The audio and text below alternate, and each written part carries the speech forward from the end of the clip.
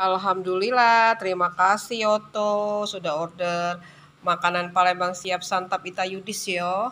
Terima kasih sudah order, wow banyak nian.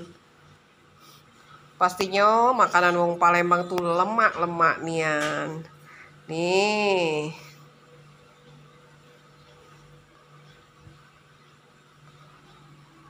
Ada mie celor ya. Nih mie, ada rebusan toge, sambal, telur sama kuahnya. Nah ini godo-godo udang ya. Nih godo-godo udang wong Palembang nih, lemak nian.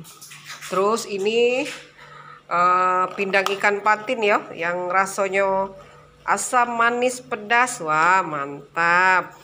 Nah ini kue gandus ya, yang rasanya asin gurih lemak nian.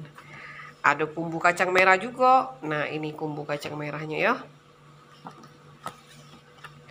Terus ini daging malbinya nih.